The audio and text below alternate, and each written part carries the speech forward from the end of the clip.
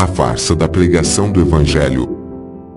As igrejas evangélicas costumam colocar-se sob o manto da pregação da palavra de Deus em todas as atividades que praticam, qualquer que seja a finalidade do dinheiro arrecadado. A desculpa que é usada por pastores, bispos, pregadores e obreiros é de que o Evangelho precisa ser pregado. Isso, na cabeça dos crentes, justifica qualquer tipo de pedido de dinheiro por uma igreja. É fácil demonstrar que tal justificativa é não apenas simplória, mas também evidentemente falsa. Cada igreja pretende estar seguindo as ordens de Jesus, quando falou a seus apóstolos e seguidores imediatos: ide por todo mundo e pregai o Evangelho a toda criatura. Dessa forma, a arrecadação desenfreada de dinheiro parece estar cumprindo uma ordenança divina, da qual os cristãos não têm como se esquivar. No entanto, existem vários problemas com a noção que igrejas evangélicas estão cumprindo esse ide das Escrituras. Em primeiro lugar, é preciso deixar claro desde o início que nem mesmo tal escritura é correta de acordo com os estudiosos da Bíblia. O versículo que normalmente é usado para justificar essa ordenança aparece numa parte do Evangelho de Marcos, os versículos 9 a 20 do capítulo 16, que não é encontrada nas versões mais antigas do Novo Testamento. Esse fato é amplamente conhecido e registrado mesmo em grande parte das Bíblias protestantes. Portanto, quando pastores usam esse trecho para pregar, estão ignorando o fato que não se sabe ao certo se essa determinação foi feita pelo próprio Jesus.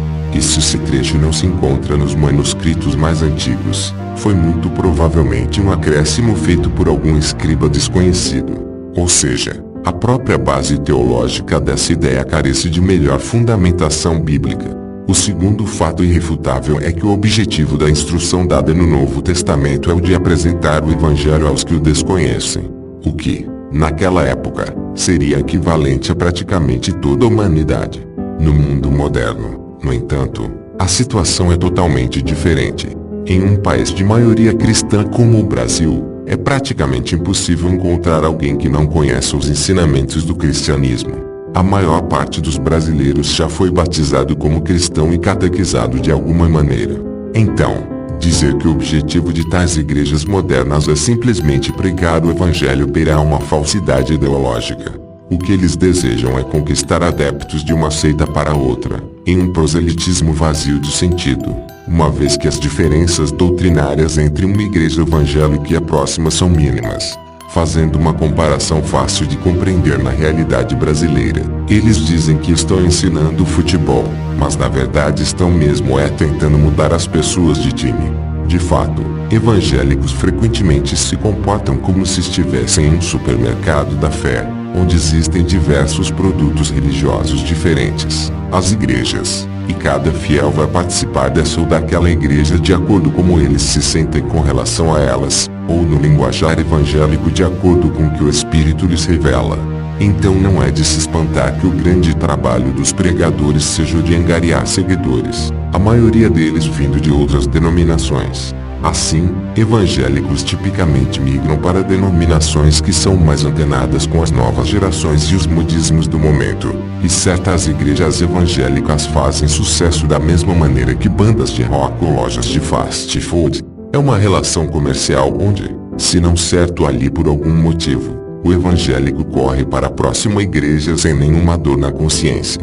O terceiro problema é que, uma vez que identificamos que eles não estão pregando o Evangelho como afirmam e sim fazendo propaganda, o que tais seitas cristãs deixam implícito é a ideia de que a salvação vem através da participação em certa denominação, e não em acreditar em Deus ou praticar o cristianismo em si. Por exemplo, uma seita que começou em 1979, digamos, não tem como afirmar que os que não participam dela estão condenados. Dizer isso seria o mesmo que dizer que o cristianismo não valeu coisa alguma desde 2000 anos atrás até o ano de 1979. Então nesse caso a salvação não dependeria de Deus ou Jesus, mas dependeria do fundador da tal denominação. Uma conclusão tão bizarra que deve ser totalmente rejeitada por qualquer pessoa de inteligência. Observe que nem mesmo a Igreja Católica pode fazer tal argumento, pois apesar de muito antiga a Igreja Romana não existia desde os primórdios do cristianismo. Na melhor das hipóteses, levou algumas décadas para se estabelecer, uma vez que entendemos que a salvação cristã não pode vir através de uma igreja, principalmente uma que foi fundada recentemente. Vemos que é inútil a pregação proselitista de igrejas evangélicas. Mudar pessoas de uma igreja para outra, mesmo quando possível, não vai causar um aumento da pregação do evangelho, visto que o cristianismo já é conhecido praticamente no país inteiro, como vimos acima. Nem vai ajudar a salvar mais pessoas, visto que a salvação independe da participação de alguém em igreja ou bem. Uma pessoa que muda de uma igreja cristã para outra está simplesmente mudando de um time para outro, onde as regras do jogo continuam idênticas, porque foram estabelecidas 2000 anos atrás, não na semana passada. Visto dessa maneira, qualquer esforço legítimo dos cristãos deveria ser no sentido de educar seus amigos cristãos a viverem uma vida melhor de acordo com a Bíblia, não de criar seitas e converter pessoas de uma para outra. Visto dessa maneira, conclui-se que o grande esforço das igrejas modernas não passa de criar um curral para os seus interesses financeiros e políticos.